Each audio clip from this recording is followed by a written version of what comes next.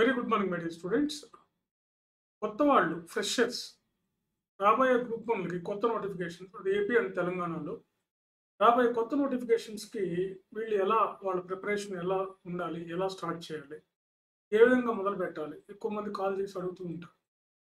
So, కొత్త వాళ్ళు ఈ సంవత్సరం డిగ్రీ అయిపోయినటువంటి వాళ్ళు లేదా ఏదైనా సరే గ్రాడ్యుయేషన్ కంప్లీట్ చేసినటువంటి వాళ్ళు కొత్తగా మార్కెట్‌లోకి వచ్చినటువంటి ఈ కాంపిటీటివ్ ఎగ్జామ్స్‌లో ముఖ్యంగా సివిల్ సర్వీసెస్ గ్రూప్ వన్ లాంటి ఎగ్జామ్స్ ప్రిపేర్ అవ్వాలనుకునేటువంటి మీ లక్ష్యం గ్రూప్ వన్ అయితే గ్రూప్ వన్‌కి సంబంధించిన మీ లక్ష్యం అయితే మీరు ఎలా స్టార్ట్ చేయాలి?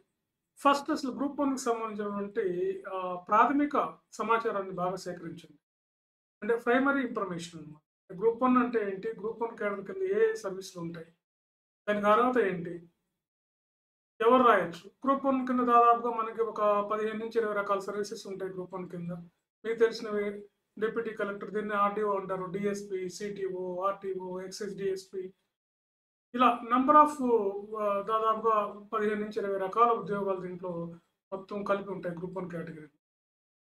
సో, దీనికి ఏ డిగ్రీ చదివిన వాళ్ళైనటువంటి అర్హత సాధించిన ఏ డిగ్రీ అయినా సరే పాస్ అయినటువంటి వాళ్ళు ఈ ఎగ్జామ్ రాయడానికి అర్హులు. ఎనీ డిగ్రీ అది డిస్టెన్స్‌లో చేసినప్పటికి కూడా, డిప్లొమా చేసినప్పటికి కూడా ఏదైనా సరే ఒక డిగ్రీ ఉన్నటువంటి వాళ్ళు ఈ ప్రిపరేషన్స్ చేయొచ్చు.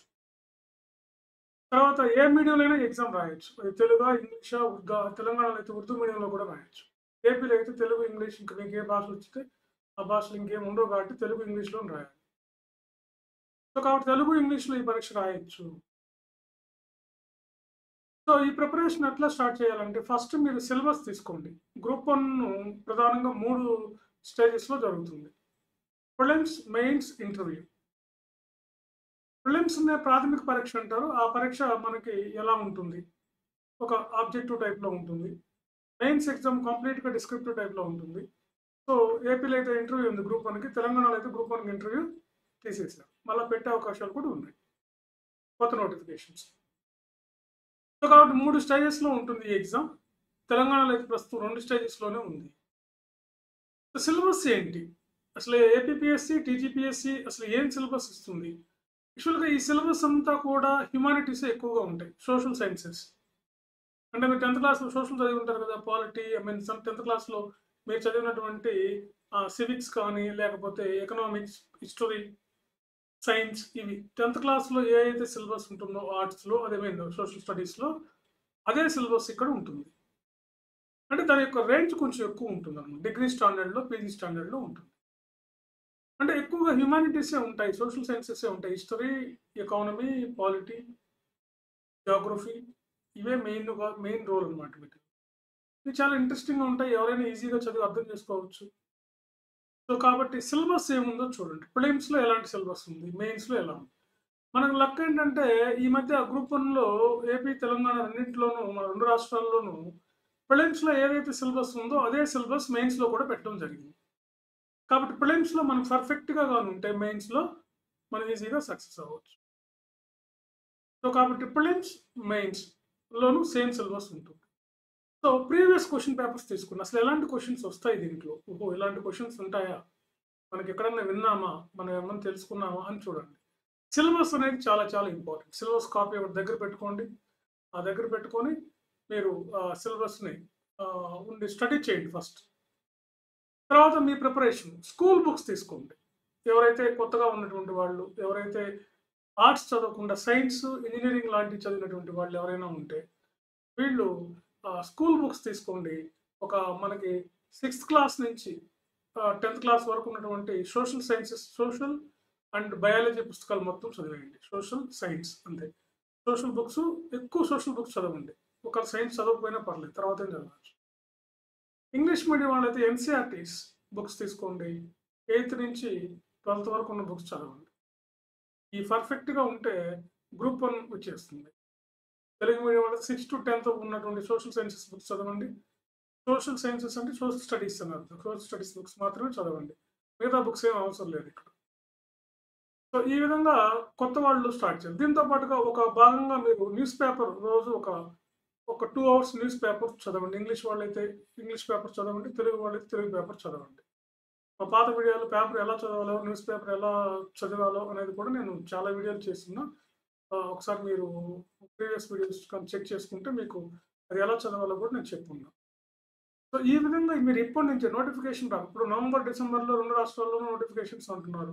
ఏపీలో అయితే చాలా ఫాస్ట్‌గా నోటిఫికేషన్ వచ్చే అవకాశం ఉంది. కాబట్టి ఆల్రెడీ అందరూ స్టార్ట్ చేశారు. టెస్ట్ సిరీస్ రాసేవాళ్ళు.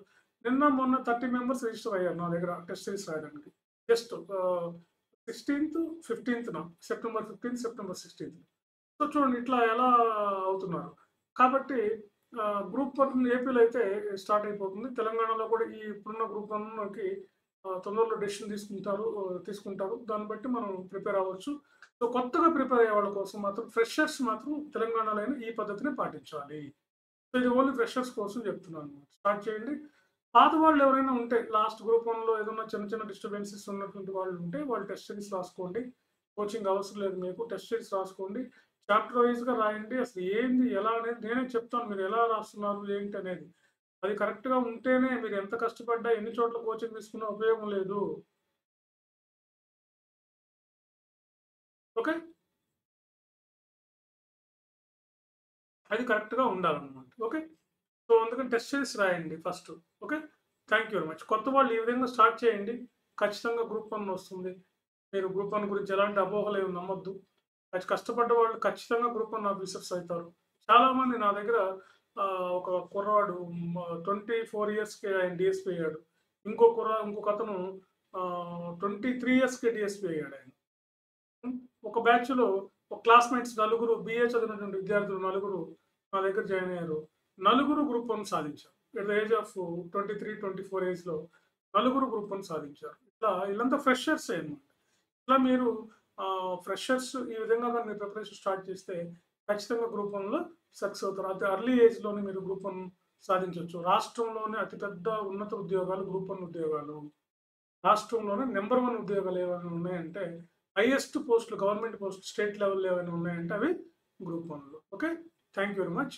సో మీకు మెంటర్‌షిప్ కావాలన్నా, టెస్ట్ సిరీస్ కావాలన్నా, ఆఫ్‌లైన్, ఆన్‌లైన్ క్లాసెస్ కావాలన్నా మీరు ఆ నంబర్‌కి కాల్ చేసి నాతోనే డైరెక్ట్‌గా మాట్లాడొచ్చు. నేను మాట్లాడతాను. ఇట్లా మీకు ఇంత కేర్ తీసుకునే ఇన్‌స్టిట్యూట్ ఎక్కడ మీకు కనపడదు హైదరాబాద్‌లో. ఎందుకంటే నేను 24 అవర్స్ స్టూడెంట్స్‌కి అందుబాటులో ఉంటాను. నేను అక్కడే ఉంటాను. ఎక్కువ ఇన్‌స్టిట్యూట్‌లోనే ఉంటాను. ఉంటే ఇక్కడ స్టూడియోలో ఉంటా, లేదంటే ఇన్‌స్టిట్యూట్‌లో ఉంటా. సో, కాబట్టి మీకెప్పుడు అందుబాటులో ఉండి మీ డౌట్స్ అన్ని క్లారిఫై చేయటం అన్నీ అక్కడే నాతో డైరెక్ట్ ఇంటరాక్షన్ ఉంటుంది. ఎక్కడన్నా మీకు ఇన్‌స్టిట్యూట్ డైరెక్టర్‌ని మీరు కలవాలంటే 2 నెలలు, 3 నెలలు కూడా పడుతుంది. అది కూడా ఒక ఫీస్ కట్టేటప్పుడు మాత్రమే కలుస్తారు ఆయన్ని. తర్వాత ఎప్పుడు కలవరు. నన్ను ఎప్పుడు కలవచ్చు. ఫీజు కట్టేటప్పుడే మా వాళ్ళన్నా చూస్తారు కానీ, మిగతా టైంలో మొత్తం ఎప్పుడు నన్నే కలవచ్చు. ఫీజు కట్టేటప్పుడు నన్ను కలవకపోయినా పర్లేదు. మా వాళ్ళు చూసుకుంటారు.